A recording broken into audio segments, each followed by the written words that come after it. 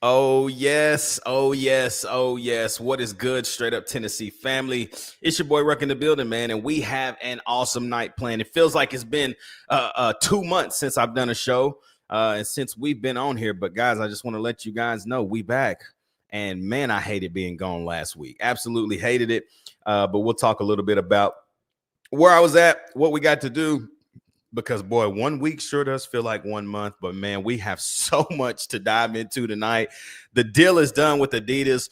What does that look like, man, for future? What do we need to tell Ball Nation to calm down about with this Adidas deal? I think it's one of the best moves that we could have made, not only financially, but how it is going to impact the program, the players, everything here in the near future, in literally less than 12 months. That's a huge point of emphasis, man, that we'll dive into some of the details that a lot of people may or may not know, but we'll dive into that. Also, man, scrimmage number 2 was on Friday morning. A lot of separation has been done in a lot of positions. We're going to talk about the offensive line. We're going to talk about the running back room. That is one of the most dynamic, if not the most dynamic, potentially in the SEC. I got a lot to talk about with that. But then also, guys, the battle that you guys and everybody in Vol Nation is really locked in on is the quarterback battle. Where's Joey Aguilar? Where's Jake Merklinger? Is GMAC a real contender? We're going to dive into that. But then, guys, man, it's a mock game week this week, y'all. Tennessee plays football in 13 days. We play football in 13 days, my people. If you can't get up out of the bed every morning from now till next Saturday and be excited about something's wrong with you. You ain't a real VFL. But we're going to have a great night tonight. I got my guy Dylan with me, and we may have a special guest here later on. We'll see if it happens. I will be shocked if it does, but if it does, y'all going to be excited. But you already know what it is, man. It's straight up Tennessee, baby. Welcome to Sunday Fun Day. Man, I cannot wait to dive in with y'all. You already know what it is. It's straight up Tennessee, baby. Let's get it going on a Sunday. Tennessee's the program to keep an eye on. If you want to know which program that's not currently at the head table of college football, it's Tennessee. Now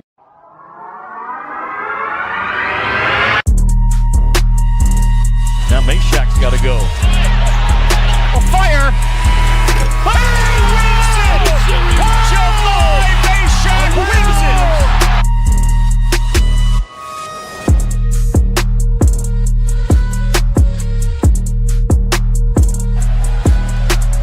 He needs a strike. Burton needs a bolt. Swing and a miss! And for the first time, Rocky Top reaches the mountaintop of college baseball.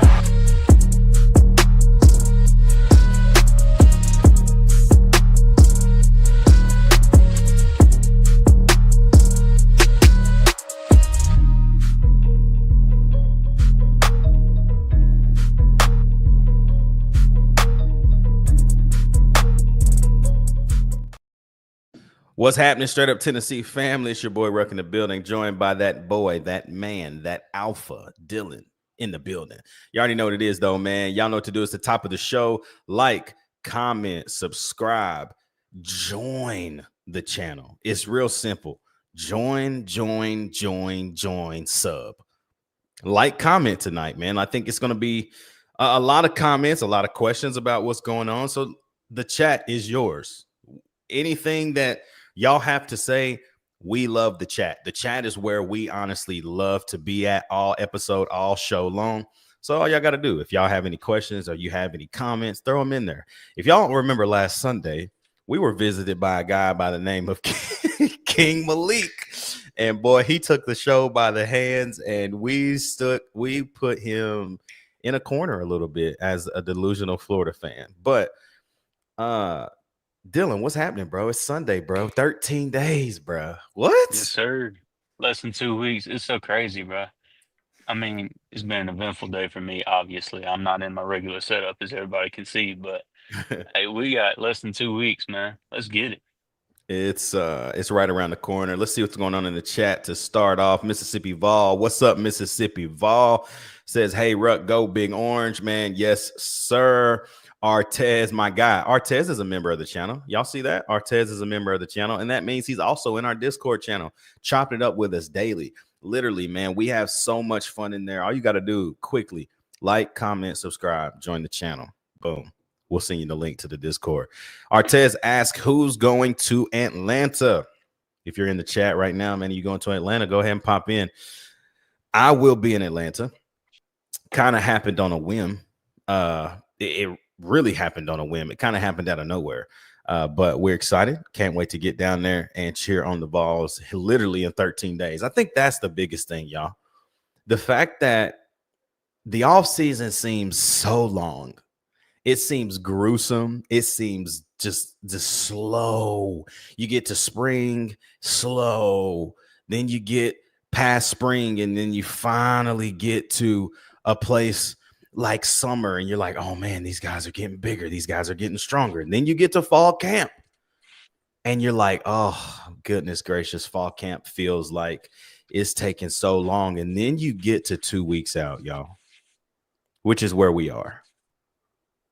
And it's just a completely different feeling now because it's right here. So the energy's back. How you feel about specific position groups and all of it's back, people. We back.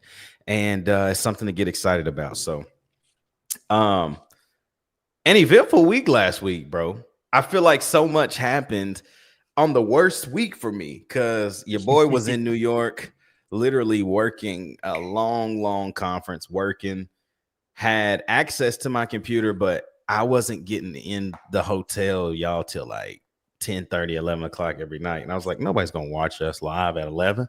I probably would be surprised, but so we didn't do a show on Wednesday. But guys, I do want to tell y'all this at the top of the show instead of at the end, because a lot of y'all don't stick around for the whole show sometimes. We are almost in our game week show schedule. So this week is normal. Will be Sunday and Wednesday night. But next week, we will not have a Sunday show. We will be back on our normal schedule. Ooh, that just feels weird to say, bro. Yes, sir. Hey, bro, that just got me turned. I ain't gonna lie, dude. That just got me. Wow. We won't be on our regular schedule. Next week, we will be on our game week schedule. No show on Sunday night.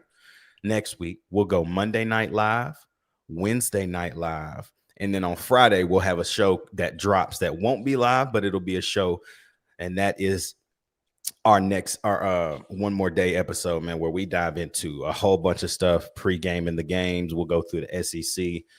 What are the biggest and the best games that week? We'll do our pick'ems, and then y'all we'll give a final score. But then the following week after the Syracuse game, every week except for the bye week will be Sunday live, Monday live, Wednesday live, and you'll still get a video on Friday mornings of the one more day. So it's here, man. Like the grind of football season is here, and so we're gonna do our best to get all the best content, man, out there to you all, and weekly. Literally weekly. And so gonna be a fun year though. I think obviously last week was a big week. You had the scrimmage, the deal with Adidas, which we'll talk about here in a second. But I think ultimately it's just another opportunity now, 13 days out, to see what we're made of, man. Like, I think we're in a spot where we're a whole lot better than what we may even think is being portrayed. Let me explain. I think that running back room is way better than we think. I think this offensive line is way better than we think. Obviously, big news on the defensive line. David Hobbs is out now with a foot injury. Supposedly, he's had surgery. That word hasn't kind of leaked out anywhere, but from what we know and what we've understood is that he did have surgery on his foot. So he definitely will be missing some time. Is that the year? I don't know. I can't speak to that, but be on the lookout for more of that information with David Hobbs. And then I think our secondary dealing got better. And so I just think there's a whole lot of things to be excited about now that last year were question marks. You know, I think we knew Dylan Sampson was a guy that could be RB1 and tote the rock, you know, but we didn't think he was going to have to tote the rock 25, 30 times a game for us to win. You know what I'm saying? Like, that's not what we thought was going to happen, but it did. And so now you're just in another phase of this Josh Heupel era. And I'm excited. Like when you hear about the running back room, when you hear about the offensive line, when you hear about the defensive line, when you hear about the defensive backs, like what does it do for you? Like how good does that make you feel? Because a lot of the times we're worried about those positions, but now in this new era of football with Josh Heupel, it's become a priority. Yeah, I mean, obviously I get excited hearing about it, but when you come to think about it, it's the play callers on both sides of the ball that have been the worry point for us. It's the linebackers and the quarterbacks. Yep. And if those two guys can get clicking, we got the running backs, we got the offensive line. And for the linebackers, we got the DBs and we got the D line.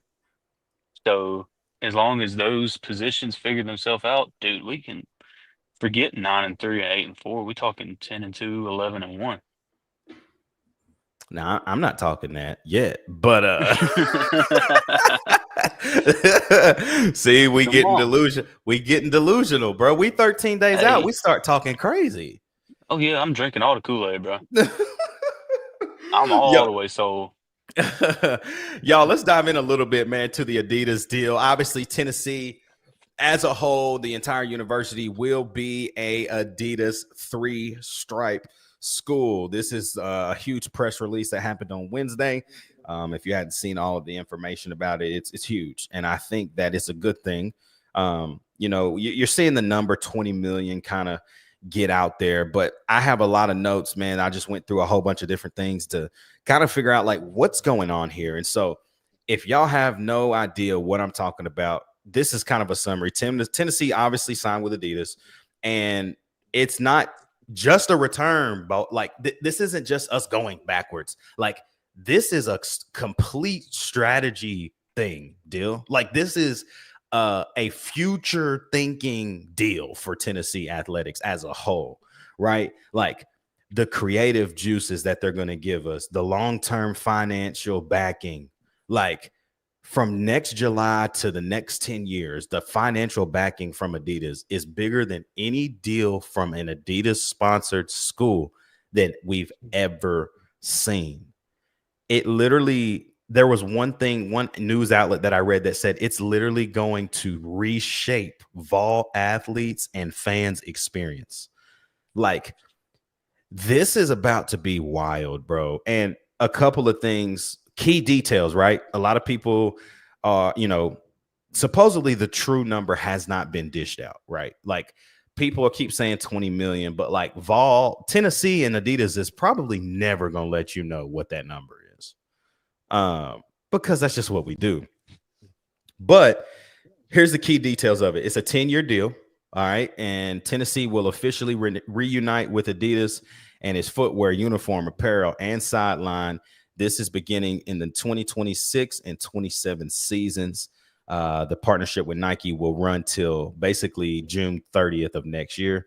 What does this do? Obviously, it gives us a huge strategic and financial like backing, right? What this does, and y'all know Danny White, man. Like Danny White is such a businessman, dude. Like before he is like an AD, it's all business with him. He a money-making machine.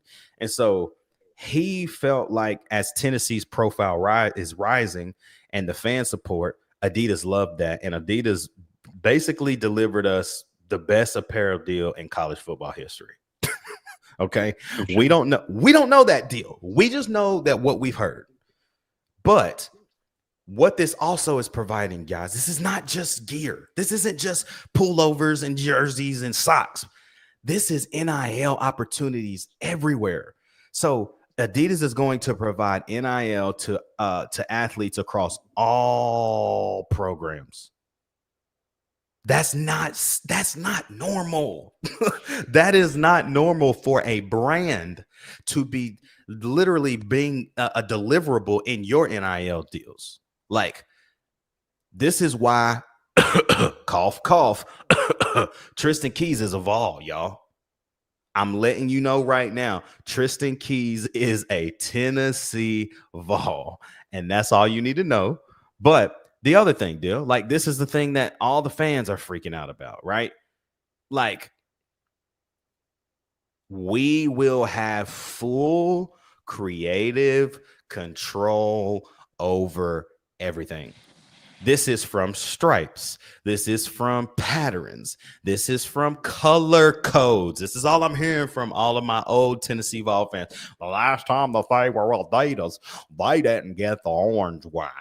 Well, listen, y'all. The orange gonna be right. They know how to find Pantone 151C. They can find it, and it's gonna be correct. And now we have full creative control. This means that Tennessee's creative team is going to remain the primary control over the uniform. What now, y'all? Yeah, before y'all start, like, what is that? Okay. We were that for Nike. If y'all don't know that. The creative team was that for Nike. So everybody pissed off about the smoky grays. Don't blame Nike. Y'all hear me now? Don't blame Nike for the smoky grays. These were creative ideas from our team that either Nike executed on well or it wasn't executed well. Whatever the case was, our creative team had a say. Did they have a full say? That's not true. They did not. But they did have a say in the production of the Smoky Gray series over the last really 3 to 4 years, where we've done a historical thing or something to tie to something, right? I think you go back to 2023, the Artful Dodger. That was a Condredge Holloway tribute. Then you go to last year, which was a state tribute, right? You had the 3-star patch on the uniform. It was a lot of things for our state. And this year you have like a U.S. military sorts of thing for the tribute to the salute to, what do we call it? The game is called something. The salute to service. Yes, the salute to service game. I think that this year that's against New Mexico State. So, sorry, y'all had to get some water. But that is kind of what Tennessee's creative team has been over there. I think you're back now, Dill. Maybe. Yep, you back. I think. All right. Yeah, yep. We're good. But that's all Tennessee's creative team has had to say. But full say, I cannot tell you that is true. But now it says Tennessee's creative team will retain primary control over uniform aesthetics, ensuring visual consistency and fan favorite designs remain intact. Y'all, it ain't hard to remove a Nike symbol and put a 3-stripe. Because that's all they're going to do to the orange. Like, y'all freaking out if the orange and white uniform is going to look different. No, they ain't going to put no stripes on them. They ain't going to put no. They're going to be orange and white. They're going to move the Nike sign off, and they're going to slap an Adidas logo on it. There's your Tennessee orange and white. Quite literally. And then what does this Adidas do? What does this Adidas deal do for us now, right? Like, we're a year away from it. But y'all, what it does is there are Adidas athletes in high school right now who have been kind of trying to wait and see, like, is this thing real with Tennessee? Like, I love Tennessee, but like, how much can this even help me personally? Right. And so now it's like, even though Adidas gear won't hit our stores or on our field till 2026, the company's already pursuing NIL deals with our athletes. They're pursuing the deals with our athletes, and they're giving players early access to compensation already. So what you guys need to know is this is a money mark. This is just a huge deal, because it is completely changing and shifting the dynamic of what this can be. I think this is going to be something bigger than what it even is now. Like, we know about it, but this is going to be something that completely changes the landscape of Tennessee athletics, and I think initially Tennessee football, because it will be the first sport, along with soccer, women's soccer, to experience Adidas on the field and on, their respective playing fields at first, before, basketball or anybody. So this is huge. Oh yeah, it's enormous. And when you think about it from like even a payment standard, like, I know that everybody's freaking out because everybody wants to be a Nike school, but here's the thing: we were making 4.5 to about 5.5 a year on Nike. Yep. It's not enough. It is not enough. Not now. And then you also have to take into account that when we were switching to Nike, we are contractually obligated to go back to Nike and offer them to match. They turned us down. They laughed in our face. So everybody that's wanting Nike, Nike don't want us. Nope. And Call it like you see it. Nike does not value us. That's what it comes down to. That's all I kept hearing Jason Swain talk about on the show last week. Nike doesn't value you, Tennessee. How does that make you feel? You a top 15, 20 program literally in the country as you're growing. Now, historically, traditionally, you a top 10 program. But like as far as on the field, what you've been able to do in the last few years under Josh Heupel, you a top 20, top 25 program. And your branding don't want you. You just won a college World Series. And Nike don't want you. That tells you all you need to know, right? Like, let's move on and let's get this money and let's help our student athletes not only be financially compensated well, but I think, Dylan, bro, this is going to help them stay. Like, I think now you have that play money where it's like, all right, I can offer you what I genuinely like want to pay you.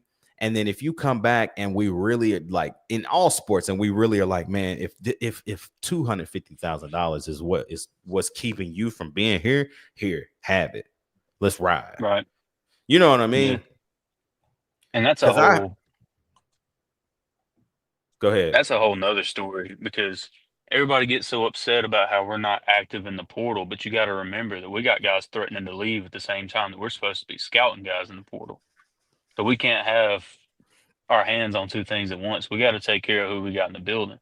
So with that extra play around money, if they ask for some extra, all we got to do is break that off. Yeah. Then we can go in the portal. We can go get some more guys. But yeah, I think too, another thing is a lot of people don't realize that while the portal is the easiest way to get great talent, right? It's not talent that has to be developed necessarily.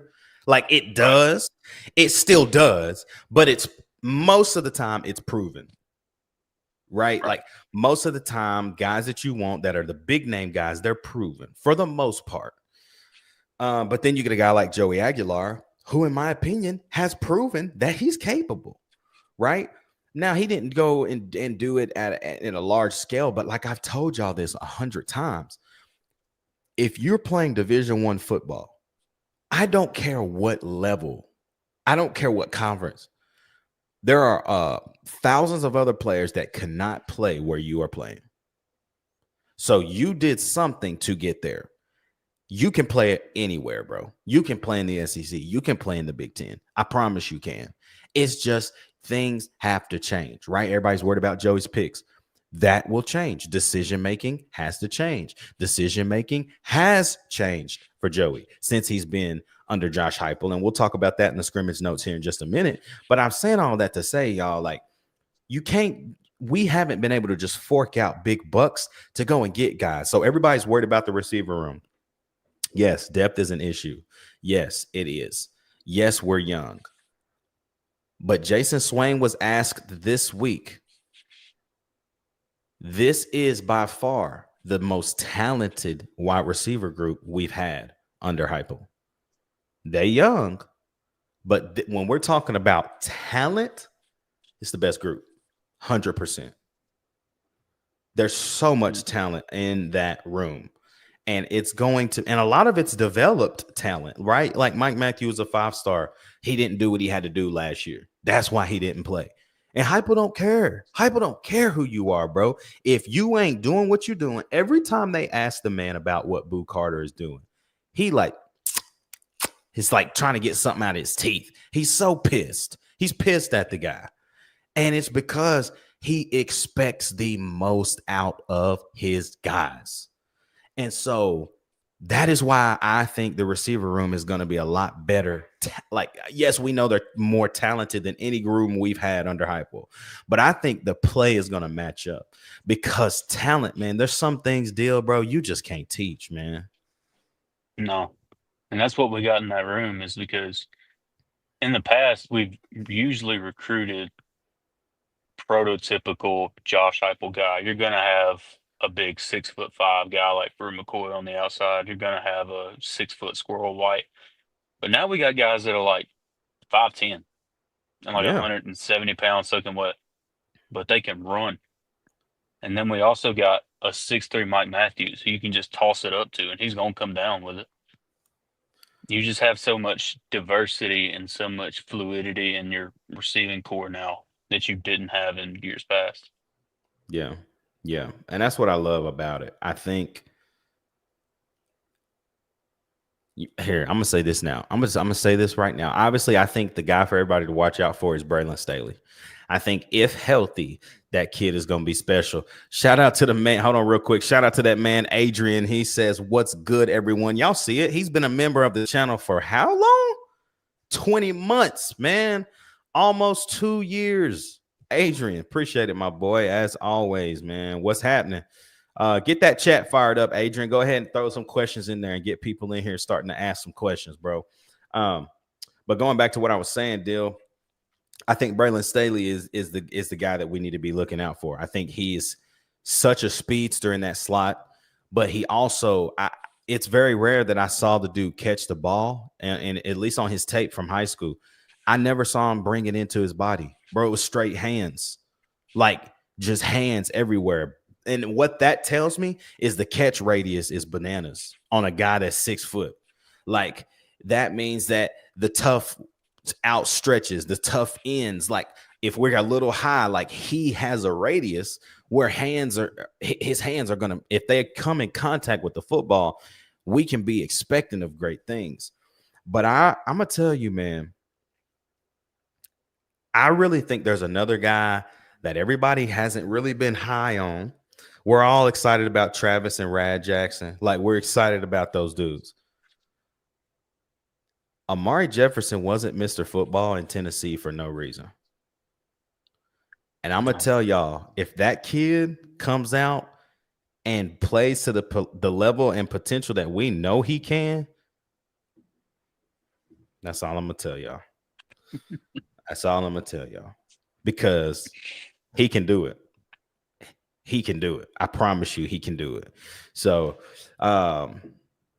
deal, man. Let's dive in a little bit to the scrimmage notes, man. I know we got a lot to talk about with that. We got a lot of intel on kind of how the flow of the scrimmage went. So, let's start. Hold up. Before we even start, let's answer this question. My boy Adrian, like he always does, throwing in good questions. Which running back do y'all think will give Tennessee their first touchdown of the season? If you asked me that last week, I would have told you Deshaun Bishop. But now all we hearing is Star Thomas, man. All we hearing about is how nice Star Thomas is.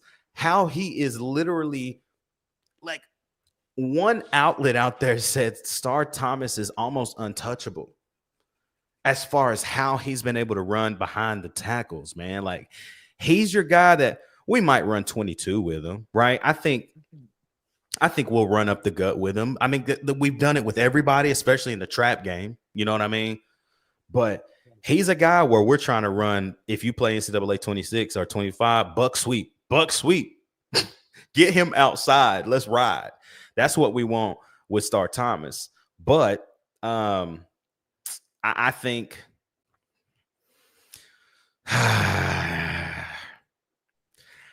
here's how I'm gonna answer that, Adrian. Here's how I'm gonna answer it. Whichever running back totes the rock the first drive, I think that's who scores the first tud. Because I don't feel like we're gonna have to do too much to score a tud that first drive. Dylan will be back and we'll let him pop in here. But I'm gonna let him answer that question. Here he is, right here, y'all. So, Dio, who you think? Man, I feel like the running backs are going to be like they were in 2023, if that makes sense. Like it'll be a big grouping. But if that's the case, I feel like Deshaun and Star, one of them is going to get the start. But who's going to be the one that's playing that Dylan Sampson role and being that touchdown vulture? I think it's going to be Peyton Lewis. He's just so Mm, much bigger of a back and so much faster. I feel like you put him in a like third and goal or whatever, he's going to punch through and get it for you. yeah. Yeah, But I said basically before your internet messed up, I said I think whoever it is, the running back potentially on that first drive, because I just don't think it's gonna take that many plays probably to not. be real. So like I just don't think it's gonna take that many plays. I see our first drive being 4 to 6 plays and we punching it in. So my man Artez in the chat says, so when do y'all think they're going to announce the starting quarterback? I would say by Wednesday. It'll either be by Wednesday or 5 minutes before we kick off for Syracuse. There's no in between. No. I will tell you this, and we'll talk about it as we dive into notes and insights, but there's no other way to say it. Joey Aguilar is your starting quarterback, guys. There was way too many good things I heard from sources. Dill heard from sources who were not only close to the program, but who were at the scrimmage. Okay, let's just say it like that. Okay, Jake doesn't have a shot at getting the job. I hate to say that, and it hurts me to say that because that worries me. Because I'm like, you're really down to 2 guys, and it's not a bad thing. It's not a bad thing to be down to 2 guys, but I expected more, Dylan. I expected more, right? Like, dude, you sat under, and it's not like he was a good leader or anything like that, but you sat under Nico for a year. You sat in the offense. You sat in the QB room. You sat in the team room. You watched the games. You traveled. Like, you've been in the system. And you couldn't win the job? It's nothing like 2021 with Joe and Hendon. Hendon literally got the playbook maybe 4 months before Joe did. So, like, it's not the same. It's not the same. And so for Merck not to even, I don't know. It doesn't sit right with you. No, it's disappointing, man. And not that like I even wanted necessarily Jake to roll out there, but if he did, I would have been rocking with him because I'm like, all right, man, this guy at least knows the offense. He can be a little more comfortable maybe than a guy like Joey Aguilar. But once again, man, experience triumphs talent in a lot of ways, especially at that position, dude. Like, I think at the quarterback position, you can be the most talented cat. But with no that's why I'm just saying this out loud now. That's why I don't think Bryce Underwood is just going to be like that at Michigan, y'all. I think he's going to be good. I think he's going to be even better next year. I think this year he'll have a decent year. He might throw for 2,500 yards, but like I'm not expecting him to go out and throw for 3,500 yards and 30 touchdowns. Like that.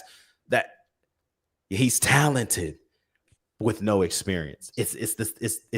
I'm telling y'all, something about experience at this level is better than having a ton of talent.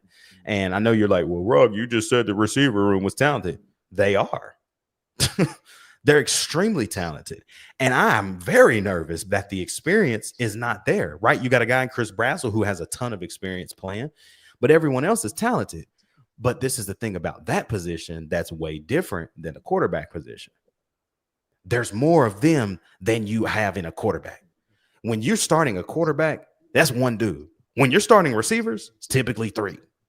So they all got room to mess up. At the quarterback position, we don't have room to mess up. And that's why I'm telling y'all, Joey Aguilar is going to get that go. And like Artez asked, when? I think we'll know by Wednesday of this week. And I do think there's a world where Heupel waits till the game week press conference on Monday. And he kind of says it at the top of the week there on Monday, not tomorrow, but next week. So Adrian in the chat says 46-yard TD by Star Thomas will be our first touchdown. If so, we up. Artez roasting you, Dill. He says Dylan with the same service cell uses for internet. I'm literally streaming from a parking lot right now, bro. It's so bad, dude. But it's all good. We're gonna get it one way. Yeah. Adrian says, I think Mike Matthews or Miles will give Joey his first touchdown. I do think it's going to be a tight end. That's a solid prediction, to be honest. I mean, our leading receiver last year was Kitzelman. That's sad. So it's so sad, dude. It's so sad, dude. I'll throw you a wild card, though. I'll say if it is going to be a tight end, I think it's Brame. You think Brame's getting clocked early?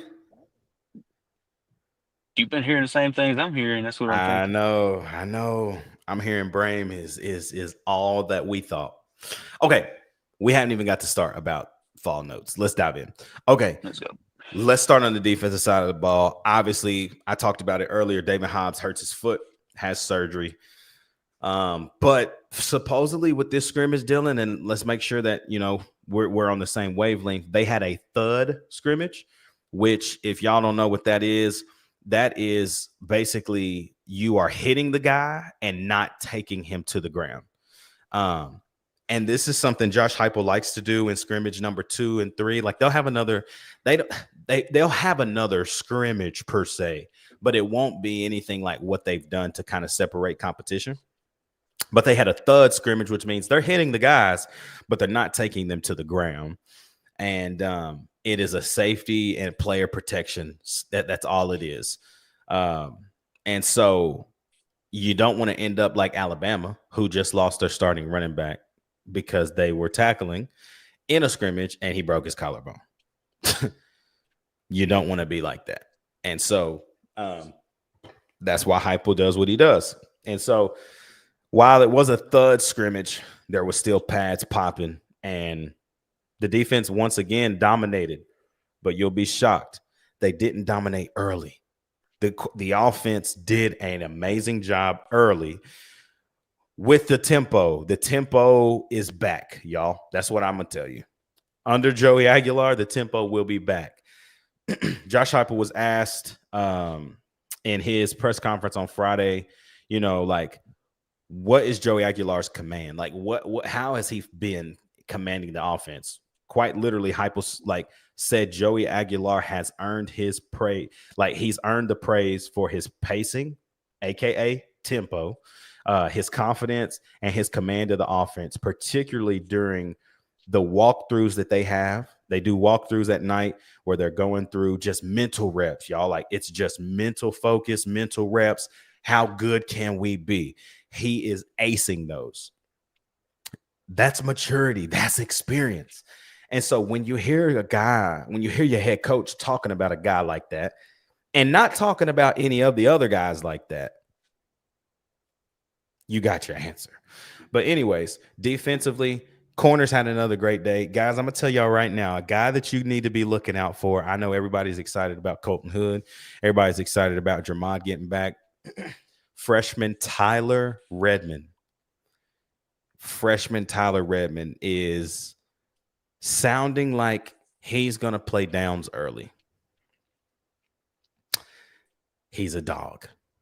And I think what he's going to bring is length, physicalness, and the way that he attacks the ball in the air when it's in the air. Gets his head around quickly, makes plays. Don't know if he got an interception at the scrimmage, but he had a bunch of PBUs. And so I think the biggest disappointment out of the scrimmage is something that has literally plagued Tennessee. Really these last, I would say probably the last 2 years the most. 2023 wasn't horrendous because, you know, you still had some veteran leadership back there in Aaron Beasley. And then obviously Keenan Peely got hurt, but Beasley was actually really good in pass. But the linebackers, y'all, the offense has installed drags and crossers now in this new era in 2025, and our defensive like the linebackers couldn't stop it. And that makes me nervous. Yep. That's another thing yeah, that's a lot of the reason why they're talking about Brahms so much is because he's just so much like a receiver that he can take that drag, he can take a crosser, and he can catch it for 6, but he'll go take off running and he'll get 6 more, 10 more, however many he needs. And it's that short area quickness that Yeah. we worry about. With Arian Carter, we feel like he's got it. With Jeremiah Telander, not so much. And to his defense, for the last 2 years, he was supposed to be behind Keenan Peely, and he got thrown into the fire. Well, this is his year. It's time to show it. I do think Arion Carter has made a jump. And I think that Telander has the potential. His eyes get caught up in the backfield a lot. And that is kind of what makes me nervous about JT is he's such a great run-stopping linebacker. He gets in spots and really makes things happen from that Mike position when the offense is attacking and wanting to run the ball. He gets stops for us, Jeremiah Telander. But it's when they start to bring tight ends in motion. He gets his eyes caught up in the backfield every time, and it's right over his head. That's what killed us against Georgia last year, man. Yep. It was that. It was just getting our eyes caught up in the backfield. And I think we have the opportunity and the discipline to get to be better in that realm. Now, hearing what we heard, I heard that it wasn't great at the scrimmage. And so it's a point of emphasis leading into game prep, leading into this week with the mock, and then next week. But I think that there is a world where they not only figure it out, but they even have like passing down backer packages, because Jordan Burns is a guy that supposedly looks great in pass coverage. And I think it's due to the nature of who he is. Like he's a stretchy, very twitchy backer who I think even played some safety in high school. So it's just, he's a guy that can help you on passing downs. Now, you know, with Syracuse, I mean, looking ahead a little bit, previewing Syracuse, they can't run the ball. They were the worst run offensive team. I think they were 100th and 110th last year in rushing offense. They can't run the ball. And so Tennessee's defense is going to have an opportunity to show what we're made of in the passing game. And so that makes me excited on the defensive side of the ball to get stops, because that's what we're going to need. For sure. I mean, yeah, you talk about them being the worst against the run. You also got to figure what they're running into, because our defensive line is just, for the last 2-3 years, it's been nasty. So you got to, I mean, come on. Like, they're going to have to throw the ball. And guess who's going to be waiting for them? Yeah. I mean, this is what they had last year. Syracuse rushed for 95.8 yards a game last year, ranking 122nd out of FBS teams. They're not like only 132. Ding, ding, ding. They were terrible. And here's the other thing about Syracuse that you guys need to think about. They've got a sophomore running back in Yassine Willis. He's expected to kind of carry the peel for them. He didn't play last year. He's a sophomore with no experience.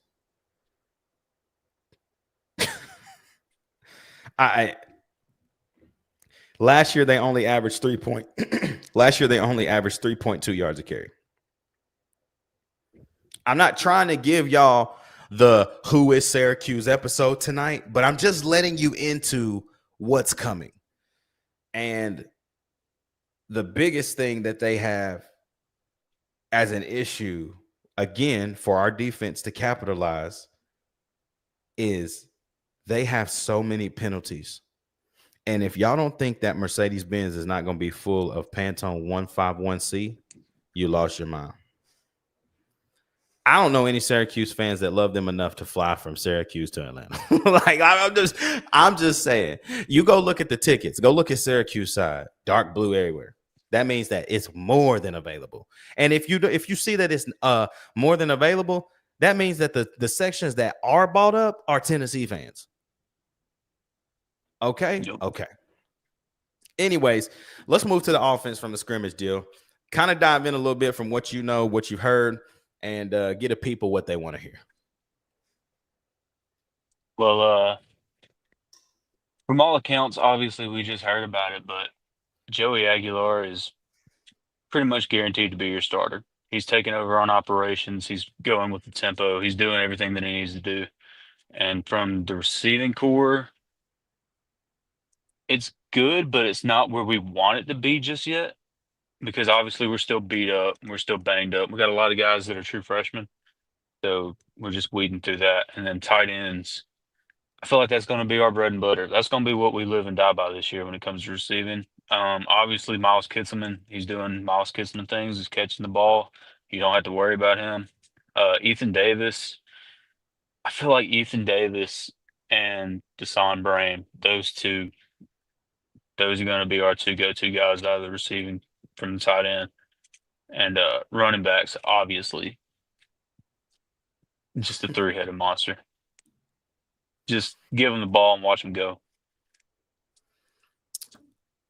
It seems as if Glenn Ellerbe, Josh Heupel, Joey Hosley has figured out what they like on the offensive line.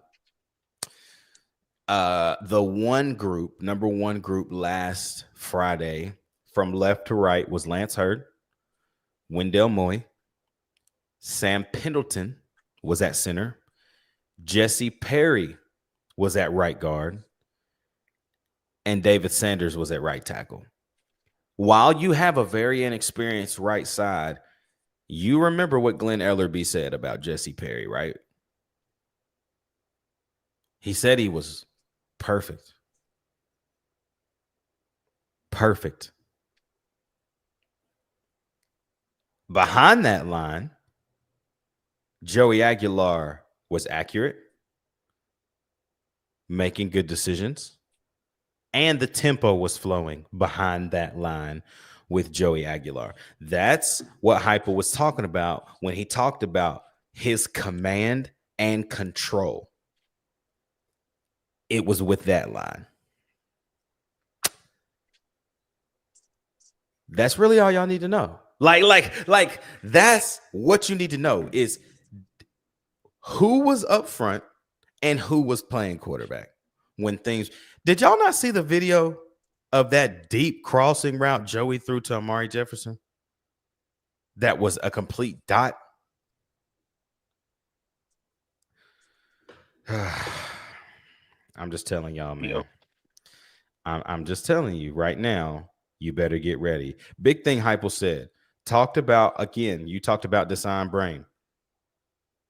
Said that Brame missed spring, but he has shown significant growth in the physicalness of the game, the tempo control, and his overall awareness of his position. Says his development during training camp as handling yourself like a pro. This is a freshman, guys, who is a dog. He's going to make plays for us. You just heard a lot. To me, you continue to hear more and more and more and more and more and more about what's next for the team. How does the team grow? Heupel basically said he noticed improvements in scheme comprehension and fundamentals. Dylan, what you guys it's underlying, but scheme comprehension, this is understanding what we are changing. We know the pistol's in, but this sounds like something else, man. this sounded like something else, man. For sure. And it makes you think because everybody last year, everybody was talking about how vanilla Joey Halsey was being. Oh, dude, hold on. See, I wish C2 was on the show because you brought this up. This is perfect. This is a perfect segue. Yep, keep going. You keep going on that. Everybody was talking about how vanilla Joey Halsey was being. Do you not think that he heard that? Because if you go back and you watch and you look at the plays, they were there. We had deep shots all year long last year, and even in the first couple of games against like Kent State. Obviously, we were hitting the deep ball. We should have been Keep hitting the deep going. ball. Keep going. We should Keep have been going. hitting the deep ball versus NC State, Oklahoma, Alabama, Georgia, Florida. It was there. It was Keep there it against going. Vandy, and we couldn't Keep hit it. going. Just keep going. I mean, you got anything else? Keep going. I mean, I'm just saying, it's been there all year long last year, So if y'all don't and know we why I'm could not so execute. we couldn't execute. If y'all don't know why I'm so animated about this, is because earlier in our tennis, like me, Dylan, C2, Turner, Sale, are all in a text group where we talk all the time, talk about different stuff. But today we got on the concept, the topic of the vanilla-ness of the offense. Like Sale's a problem starter. Okay. He gets on there and just like he don't say nothing for 2-3 days, and then he just says something where he knows everybody gonna talk about it. So he gets on there today, basically gets on there and says, I think the first 2 games, Tennessee's offense is going to be vanilla, and we going to save it for Georgia. Bro, we say this every year. We ain't saving nothing. Like, what do we have to save? Okay? Right. Like, I think for me, that's my question. What do we have to save, y'all? Like, you want everything on tape so that if you do change something, it flips them out. That's what the best teams do. Bro, run a double reverse against Syracuse just to put it on tape. Like, make them, and then guess what? When that formation happens, that's what they think is going to happen. But you might have something completely. That's the stuff that I'm saying. Like, we don't need to be holding nothing back from play 1 to game 1 to game 2, ETSU. Bruh. What, like, Tennessee fans, we're calling something vanilla that's really just not being executed, right? Like, against bad teams, we're like, well, we haven't seen creativity. So you mean to tell me somebody running wide open ain't creative? Brother, something happened to get them there. Right. Some creativeness had to happen to get them that open. But the last 2 years, we haven't been able to do anything. We haven't been able to hit those guys. And so all I'm saying, like when I was saying to my boy C2, was just like, bro,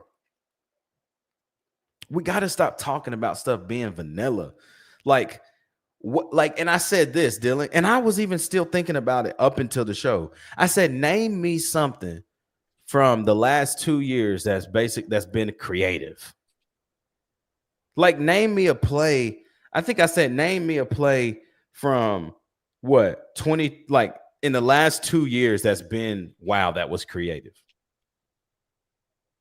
Right. I'm still thinking about it. No, 2022 is about the only one. But I would even venture to say, Deal, 2021 was the most creative we ever were. Well, yeah. We didn't have a whole lot to work with. We had to be creative. That's the thing. So, like in 22, I can genuinely only think about one play that was creative the entire year. Two plays. One play, Jalen Hyatt's second touchdown against Bama, when we lined him up and he ran underneath and hit him on the underneath. Yep, that's one. I'm like, bro, perfect play call, right?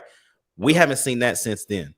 The only other play that I can think of, other than obviously Princeton Fant and all the stuff that we would do with him, which wasn't creative, we were just putting him at running back. Like, you know what I mean? Like it wasn't anything like about the play, you know what I'm saying? But the most creative was the double pass against UT. Was it UT Martin? Yeah, it was something like that. something like that. That play, there's a dope. No, it was against Missouri. And then they had Hyatt hiding behind the tackle, and they flared him out on a wheel. Yeah. Yep, and they put him I on a remember wheel. that Like one. that's it. That's 12 games, and I can think of 2 plays. Right. So the vanilla talk is garbage to me now, bro. Just go play football and execute. Hit the guys when they're open. I don't think we would be sitting here saying that Tennessee's offense is vanilla. Have we been hitting guys downfield like we're accustomed to the first 2 years of this offense? Yeah. And guys, the guys are open. That's what I need y'all to know. People are open all the time. We got to hit them. That's all it is. Execute. And we haven't been able to do that. So when y'all get on the show after the first game and we win by 21 points and y'all get on here talking about the offense was vanilla, I'm going to say, go look at the stat sheet. If the running backs had, 200 plus yards and the quarterbacks had less than 200, then yes, that's a fail. That's a fail. But if we got 250, 2 tuds, one of them being a 65-yard tutty in the air, don't come on here talking about vanilla. Don't do that. Somebody's getting schemed open. That ain't vanilla, bro. That ain't vanilla. I'm sorry. No. Hey, I was ready. Man, I wish C2 was on here because boy, I know we be going on. we be going on and bro. on. I'm like, dude, y'all gotta. I feel like we gotta.